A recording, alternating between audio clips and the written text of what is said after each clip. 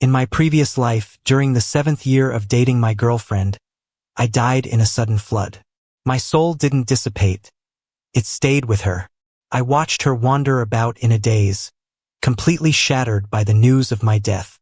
She cried her heart out and later clung to our memories until she passed away. In her final moments, hugging a photo of me, she whispered that in the next life, she wouldn't let go of my hand. When I opened my eyes again, I found myself back on that day of the flood. With memories from my past life, I managed to survive this time. We even got married. Yet, Tina, who loved me so much she was ready to die for me in my last life, cheated on me 5 years into our marriage. That happened just as I found out about my tumor. I found out in the hospital lobby. There was a guy who seemed hurt, and Tina was helping him. They ran in from outside, causing quite a commotion. She was shouting for people to make way, looked panicked, and didn't notice me. As she passed me, she accidentally bumped into me. I lost my balance and fell. My test report got trampled by her. A nurse helped me up, picked up the report, and muttered, "Your boyfriend's precious, but other people's family is precious too." 7 years of dating, 5 years of marriage, no matter how brief the encounter, I immediately recognized her. The boy, I didn't know him. Maybe he was a colleague, a friend, or a random stranger who got hurt. At that moment, I trusted that she loved me and wouldn't betray me. But something drove me to follow them secretly. At the orthopedics department, I saw them again. They went into a consultation room together, and the door wasn't fully closed. Through the gap, I watched Tina. The boy hurt his ankle and, looking pained, sat on a chair. A necklace around his neck, drop-shaped and sparkling, caught my eye. Tina sat side by side with him, holding his hand and softly reassuring him that it was just a sprain and wouldn't hurt. The boy was scared, so Tina hugged him. The doctor smiled, teasingly saying, "Your little boyfriend's quite sensitive." Tina laughed and wiped his tears, comforting him gently, teasing. The boy pretended to be annoyed. "Tina, if I'm bothering you, then don't mind me." Tina just shook her head, affectionately saying, "Even if you're bothersome, I still like you." Such simple words, yet they eased the boy and amused the doctor. They looked like a couple deeply in love. I was the only one, standing there, feeling like a thief peering into someone else's happiness, completely unsure of what to do next. I never thought Tina would betray me. We met when we had nothing. Both of us were orphans, abandoned by our birth parents. Our first meeting was in our first year of high school. She was being mocked for being an orphan. She clenched her fists and didn't dare to respond, looking timid and scared, much like I used to be. So I stood up for her. Back then, people called me a troublemaker, and teachers saw me as a lost cause. Anyone who dared to mess with me would regret it. I told Tina, "So what if we're orphans?" The director at the orphanage was like family to us, and the other kids were like our siblings. We should never feel inferior. If we couldn't take it anymore, we should shut them up with our fists. Tina had never seen a boy so fierce. She just stood there for a long time, then awkwardly made fists and threw a few mock punches into the air. She asked me if she was doing it right. I laughed and told her that if she couldn't fight, she could just find me. I'd help, given we're both orphans, for free. At first sight, I was drawn to her beauty. Later, we found solace in shared experiences. From high school to college, from superficial looks to genuine hearts, we went through so much together. We ended up falling completely in love with each other. If I hadn't died in that flood, perhaps we would have been happy for a lifetime. At least that's what I always thought in my past life. Unlike Tina's quiet nature, I hated feeling confined and always wanted to see the world's most beautiful places. That was my motivation to work hard, to travel everywhere and set my free spirit loose. But during one of those trips, I encountered the flood that took my life. Everything happened so quickly. The bridge collapsed, and the fierce waters claimed many lives, mine included. Upon hearing the news, Tina searched for me tirelessly for 7 days. When my body was finally found, she sat there covered in dirt and broke down crying.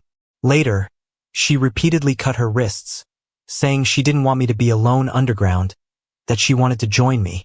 The hospital visits were countless until the orphanage director convinced her otherwise. urging her to live on with my memory. Tina did survive but became a shell of herself. She donated all her earnings to the orphanage, kept everything aside, and clung to my photos for several years until she died young. Knowing this when I was reborn, I fought hard to escape and dodged the flood that should have ended my life. I gave up my dream of traveling worldwide, choosing instead a stable life. I stayed by her side, never leaving. I thought we'd live this ordinary and happy life.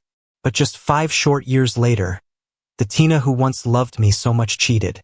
This knowledge left me not only sad but also hopeless because I had found out I had a tumor. Initially, when I started coughing up blood, I thought it was just a health issue. Fearing an illness, I didn't tell her immediately. I nervously went to the hospital alone, got my blood tested, and met with the doctor. The doctor looked at my records and, with a somber look, told me, "I'm sorry, you need surgery.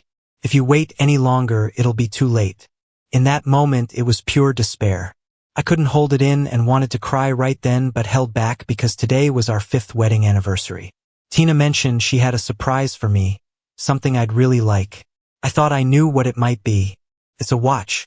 I've wanted it for so long, but the person never agreed to sell it to me. Last month, Tina took some time off and went abroad. Later, the person sent me a message, subtly mentioning that my wife loves me a lot. They decided to part with the watch and wished me happiness. But now that watch is worn around someone else's neck, not just that necklace. Now even Tina isn't mine anymore. I got home and sat on the couch from day to night. The steak on the table gradually cooled down, but the person who should have come back never did. At 11:52, Tina messaged me, saying her job suddenly required a trip abroad. She told me not to worry and that we'd celebrate our anniversary when she returned, saying she'd bring a gift when she got back. But not everything can have a redo. I blew out the candle and threw the cold steak into the trash. Maybe I was prepared for this, so I wasn't too upset when I saw that message. In fact, I was a bit relieved, glad I knew beforehand. So I didn't make a candlelit dinner myself, but ordered takeout from a well-rated restaurant using Tina's card. If she isn't coming back, then the takeout ends up in the trash, just like her. The orphanage director said I've been stubborn since I was a kid. When I want something, I do anything to get it. But once I don't care as much, no matter how much I once loved it, I can let go without any attachment. Glancing at the time, it was midnight. I sat on the couch, looking out towards the balcony. The dark sky showed nothing. I remembered contacting a doctor after coming back from the hospital. He said he'd be on duty these days and that I could give him a heads up whether I wanted to take the opportunity or not. So I sent him a message. I asked if, should I choose to stop treatment, there could be a lighter way to handle it. The doctor replied quickly, saying if my mind was made up and there were no other issues after the checkup, the fastest way to recover could be scheduled for the next Tuesday, involving complete organ removal. If I was sure, I should visit the hospital. I gently touched my chest. Body, forgive me. Without a happy home, maybe leaving to find another family wouldn't be so painful. Before I could even prepare for surgery, I got an invitation from my alma mater. Tina and I didn't attend the same university, not even the same city. We could only meet on weekends.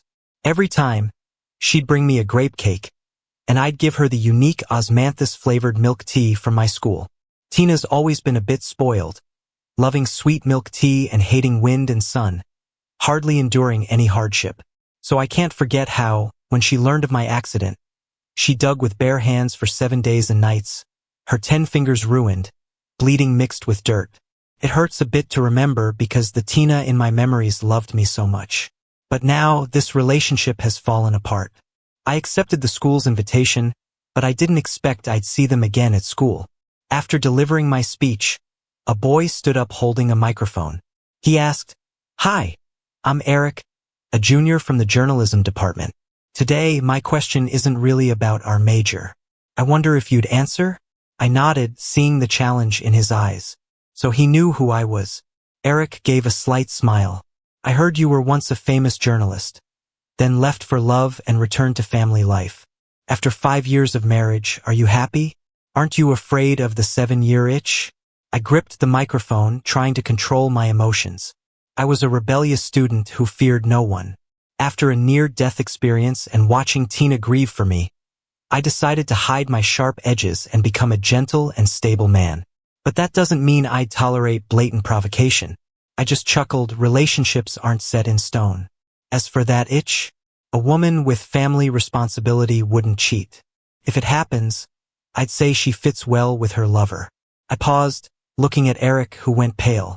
Eric, as fellow men, do you think being the other guy is honorable? In front of everyone, he couldn't say, the unloved one is the other guy, or he'd be roasted. So he gritted his teeth, nodded, and forced a smile.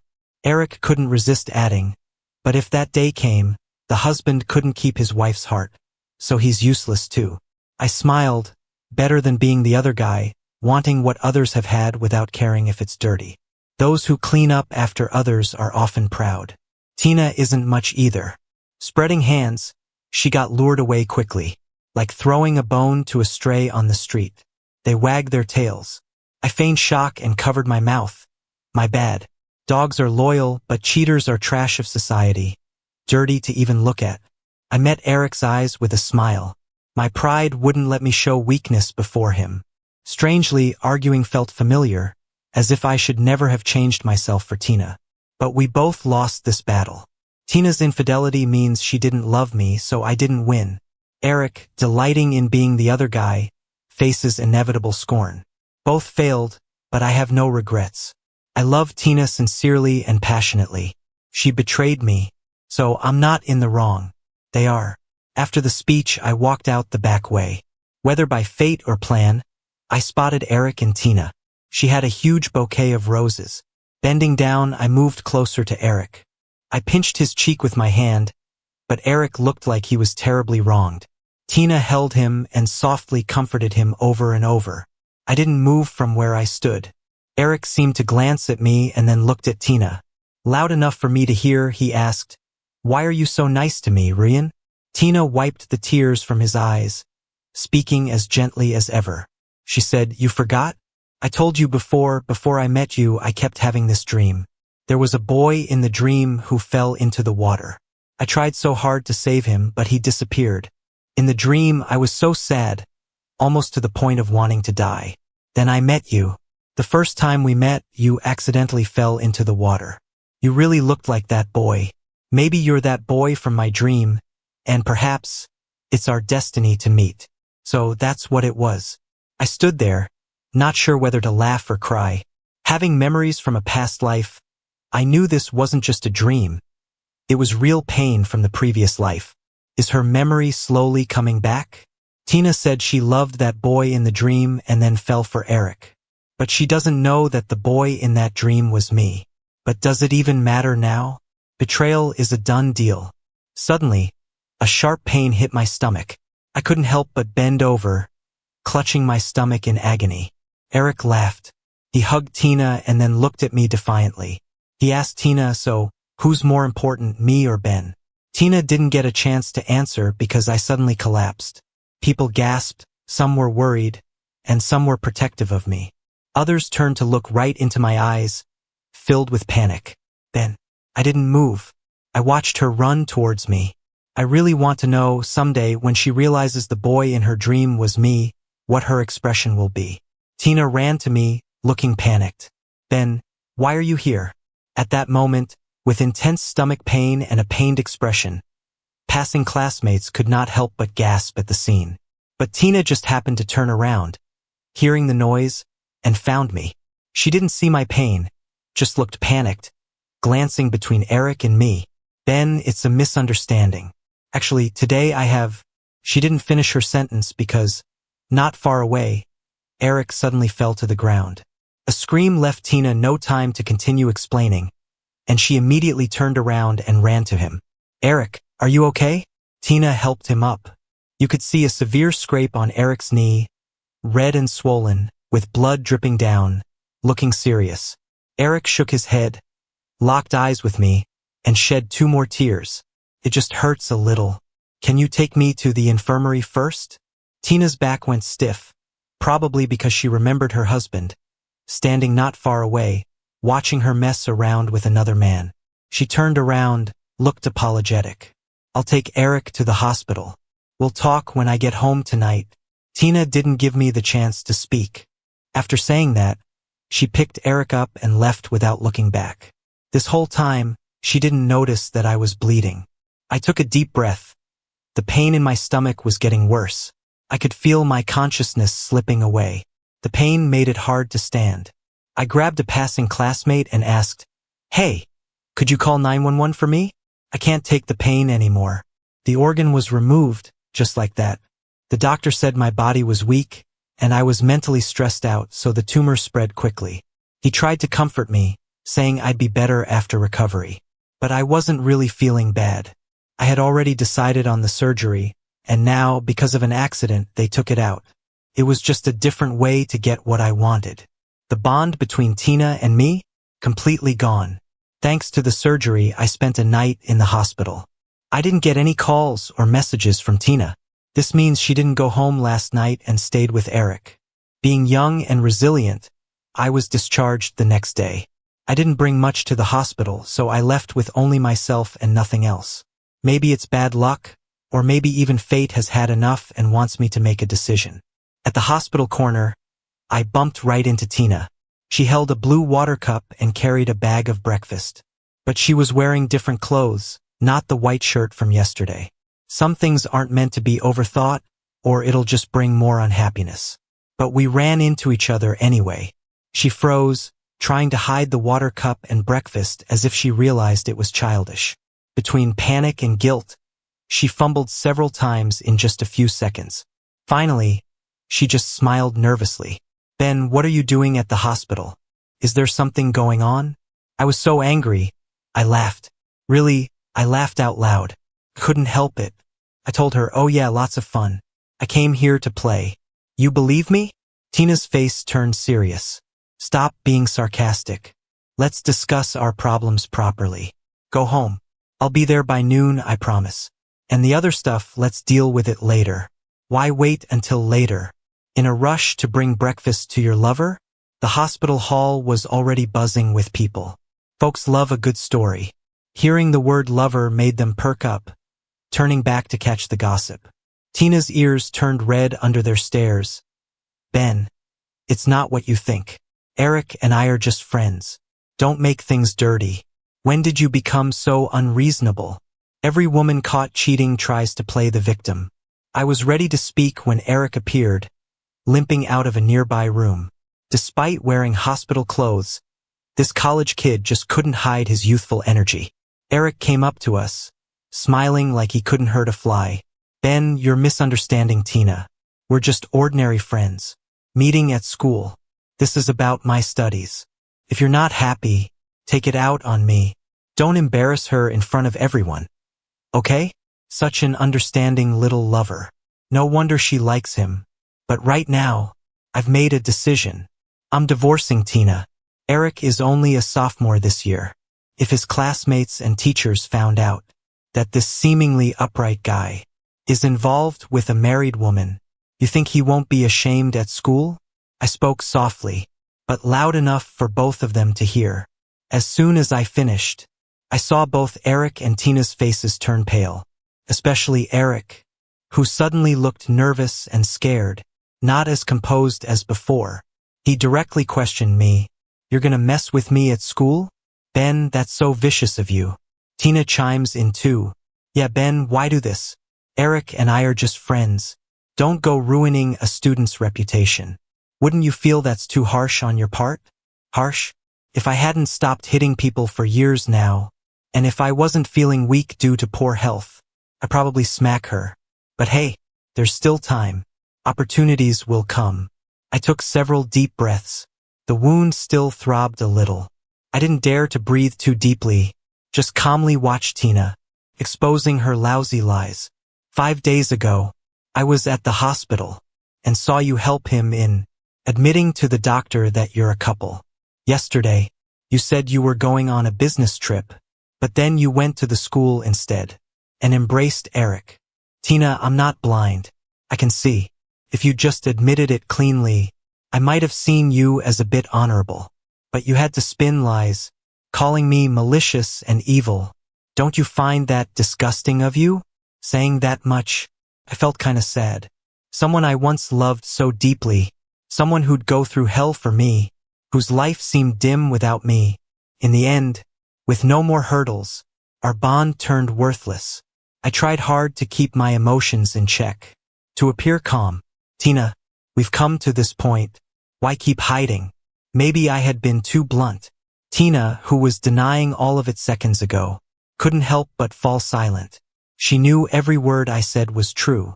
She looked up at me, all her arrogance gone, replaced with guilt and feelings. She opened her mouth as if to explain, but I cut her off. I don't want this to get ugly. Since it has come to this, let's divorce. As soon as I said it, I saw Eric smirk, while Tina hesitated a bit, looking a little incredulous. Then, we've known each other for so long, and you just want a divorce. Do you have no heart? What else could I do? Would you rather I stay married to you, while you keep a lover on the side? Maybe wait until the lover gets bored, and find a new one, while I sit at home waiting, crying every day. Would that make me a kind-hearted person? Then I made one last request. In this marriage, you're at fault, so you should leave without a dime. Is that a problem? I'm not stupid. People come and go. But the savings I've worked for over the years, the comfortable life I built, should I just give them away? How could I allow that? Eric, without thinking, retorted, gripping Tina's hand tightly, then started to instigate. Tina, you've worked hard for so long. How can you give away all your money? What about our future? I chuckled. You're only interested because she's good at making money, right? So, stick with her and start from scratch. Or are you just planning to leech off her success? Unwilling to strive alongside her? Putting someone in a tough spot, they can only grit their teeth and nod, even if it makes them uncomfortable. Just like now. Eric gritted his teeth, forcing a laugh. I love Tina as a person, not for her money. Even if she leaves empty-handed, I'd help her rebuild. I just feel sorry for her, marrying a money-loving man like you. Money-loving is better than knowingly being the third party. I whispered back. Then I pulled out my phone from my pocket and replayed yesterday's recorded video. My demands are twofold. First, divorce Tina. Second, Tina leaves without a dime. If these can't be met, I can't guarantee where this video will pop up. Pushed to this extent, Eric seemed to lose control, trying to snatch my phone, but I dodged easily. Eric, you did it, so face the consequences. Don't think you can make excuses later. We all studied journalism. We know how dangerous public opinion can be, and that, even without confirmation, rumors can destroy lives. And deep down, you both know if you've done anything unethical. Don't you? It's not coercion. It's the cold, hard truth. They are at fault. With the video in hand, Tina, even for Eric's reputation, had no choice but to concede. Go to the civil affairs office to file for divorce.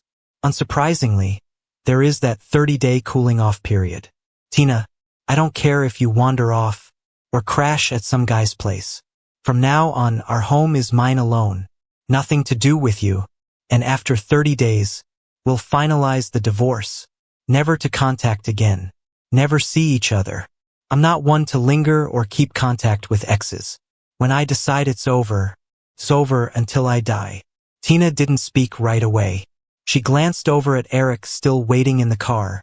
Her gaze was complicated. Ben, does it have to be this way? She asked with a sadness, like somehow I was at fault. You cheated, and now you're asking me this? Don't you see the hypocrisy? I'd rather she bluntly admit. Her feelings shifted to Eric, and willingly leave empty-handed, never to cross paths again. That way, I'd respect her guts, for at least not dragging things out. But now, I only felt more disappointed. Maybe I shouldn't have helped her out that summer. When she was bullied, shouldn't have involved myself. After an unpleasant parting at the civil affairs office, I didn't go home. Instead, I found a hotel and planned to stay for a month. I even hired a nanny while I was recovering from major surgery. Even though I'm young and resilient, I still needed to take good care of myself. The hotel allowed cooking, so the nanny came at scheduled times every day to cook meals and clean up. I just lay on the bed each day, scrolling through my phone, checking out views from around the world. My long dormant heart started to feel alive again. If I had never met Tina, I would have been traveling the world now, roaming the mountains and rivers instead of mourning the loss of my love in a room. Eric, perhaps trying to make his presence known since I filed for divorce without much fuss, added me on Instagram. It was a small account, no direct indication it was him, but my sixth sense told me this mysterious, suggestive account had to be his Twitter. June 24th. She was feeling down today, but with me around, she managed to smile. Picture, half of a smiling face. June 25th. The weather was great today. I wanted her to take me to the amusement park. She mentioned a fear of heights, and I reassured her by saying I could protect her. June 26th. We stayed in bed all day while it drizzled outside, watched a ton of movies. Picture, a mess of a bed. June 27th. June 28th. July 24th. Tomorrow everything ends. After that, it's just us, no one else. Picture, a peace sign on the couch. I took screenshots of all those Twitter posts. When I got to the last one, my hand paused slightly, and I couldn't help but zoom in on the picture. I clearly recognized the layout of the room behind him. It was rather amusing, actually. That was the home I shared with Tina. Every brick, every tile was chosen by me. And that couch, those carefully selected furnishings, no one knew them better than I did. Right now, Eric was lying on my couch, in the spot where I once slept. It made me feel a bit sick. I ran barefoot to the bathroom, hands over my mouth, retching but unable to throw anything up. It was incredibly uncomfortable. Tomorrow's the day our divorce becomes official. To make this permanent, I haven't told anyone, just waited calmly for dawn and our meeting at the Civil Affairs office. Tina was punctual. She wore a white dress today, hair meticulously styled, clearly prepared. I smiled. So formal. But divorce and marriage can't happen on the same day, right? That sarcastic tone drew looks from bystanders. Tina pursed her lips, staring at me. Until I strode into the office, she suddenly called out to me, "Ben."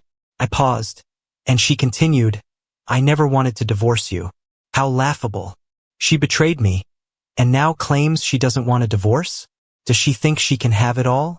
Tina stepped in front of me with determination. We've been together since high school, supporting each other for years. I love you deeply.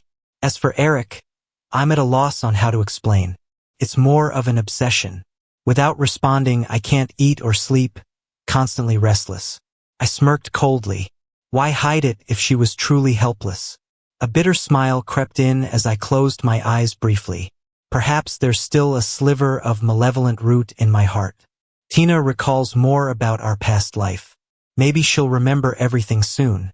When she realizes her love isn't by her side anymore, what will she think of today's words? I'm curious, also anticipating. First, I need a divorce.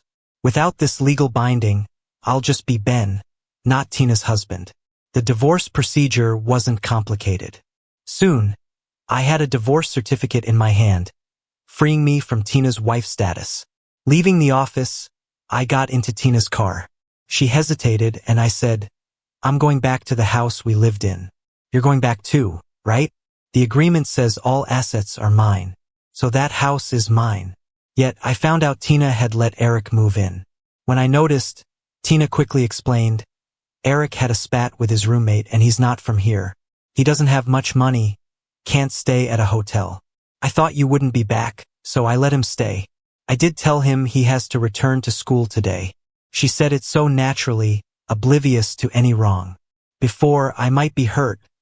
Now, there is just anger beyond disappointment, extreme anger. I couldn't help but rub my brow. Perhaps I had been blind, loving someone unworthy. This lifetime wasn't meant to correct regrets, but to show me that my relationship with Tina was destined to be short-lived. Don't force it. So I stayed silent and followed her back to that house. I couldn't call it home anymore.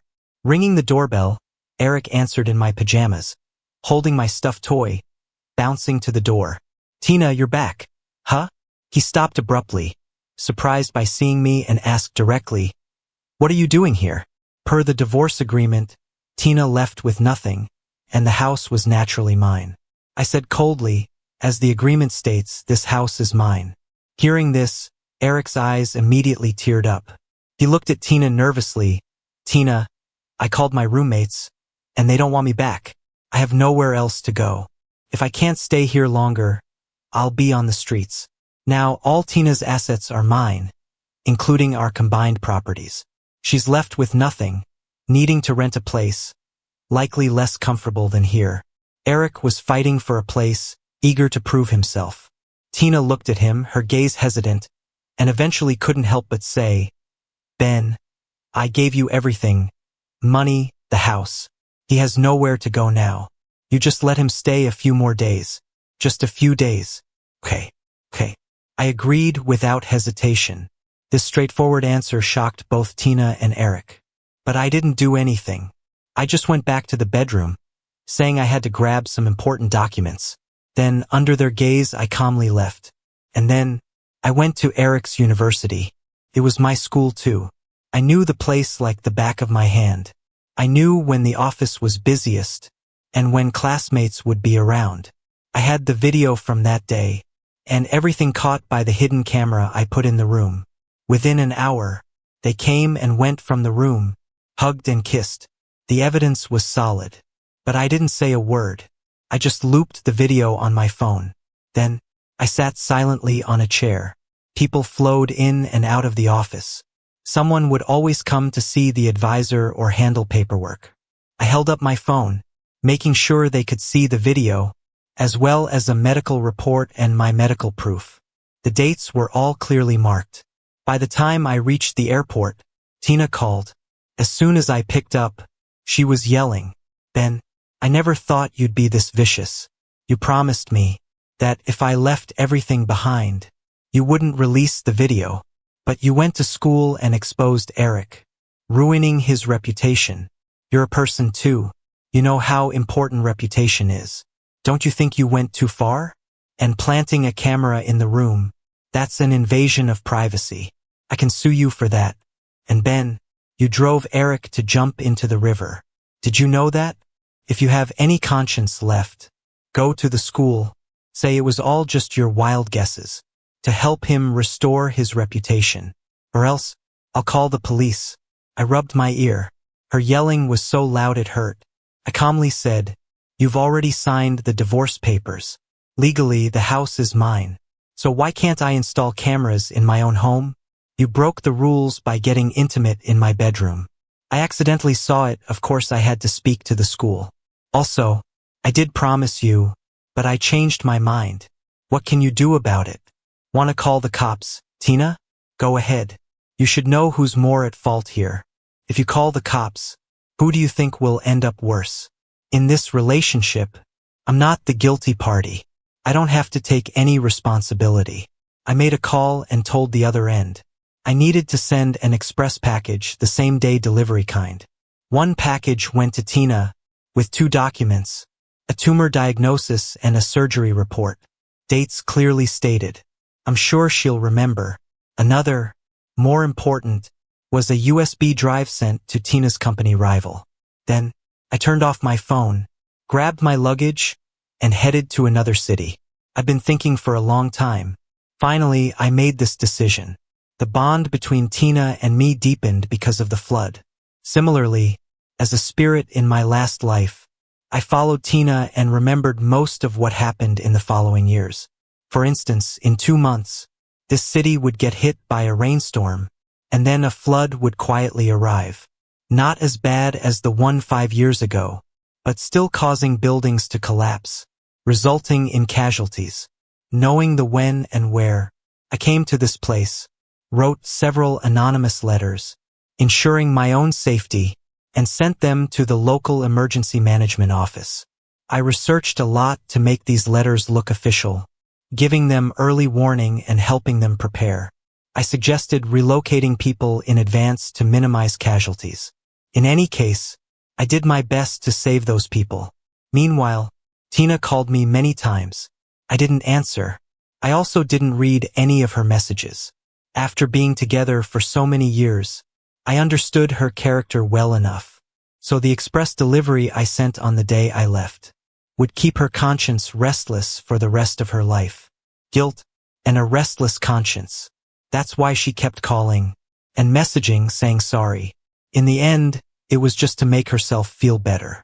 Why should I give her that chance? I'm a bit spiteful, unable to forgive. I only hope she never finds happiness. But I didn't expect we'd meet again. The day the flood hit, official warnings were issued early. But some people refused to leave.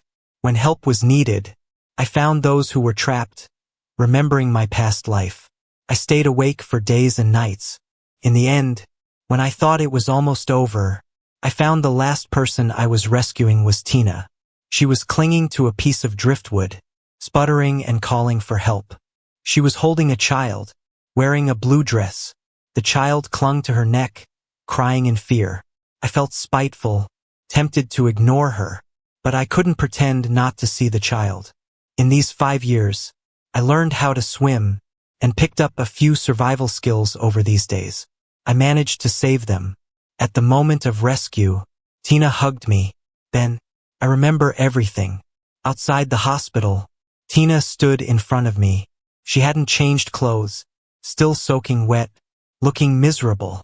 When did I start remembering? I interrupted her. Tina opened her mouth, then couldn't help but let out a bitter laugh. She said, I started dreaming about it a long time ago. Then I met Eric, and thought the person in my dreams was him. Later, when we were about to divorce, I dreamt entire nights, but I could never see the face clearly in my dream.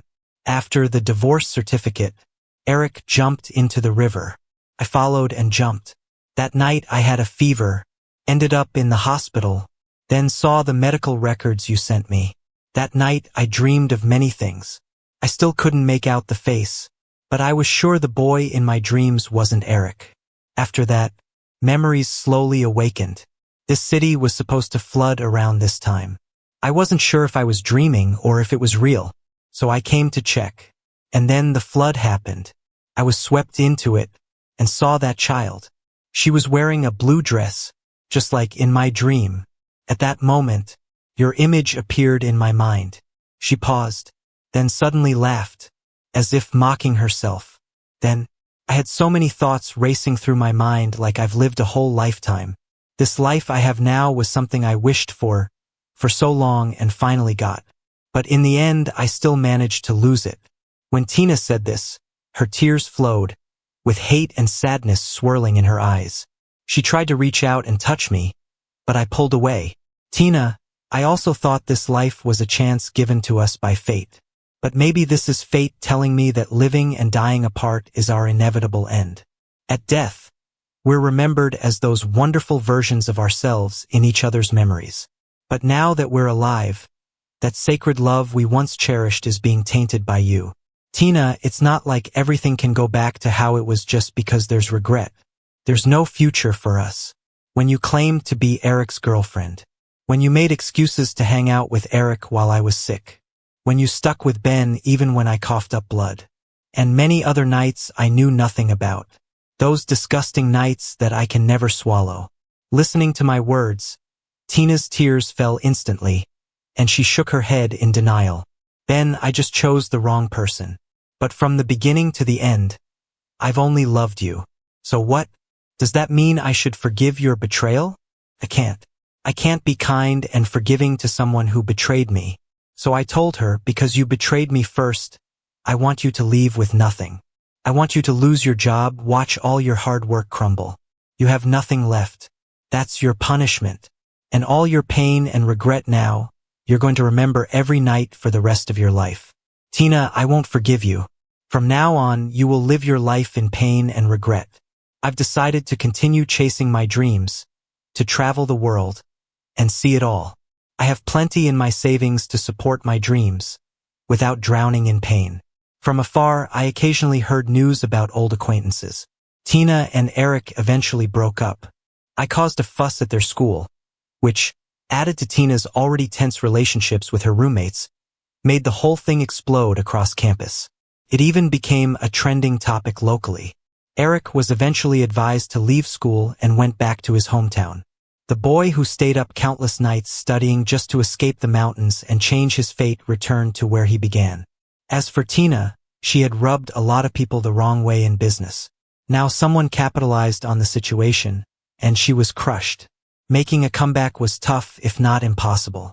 Later on, I caught some vague news about her. Apparently, someone got back at her, stabbing her with needles and leaving her covered in blood, scaring passers-by. After being rushed to the hospital, she wasn't saved in time and became paralyzed, a complete waste of a person. But none of this is my concern anymore. I'm in another country with spring flowers in bloom, watching rivers flow and mountains rise. My life feels like it might just be beginning.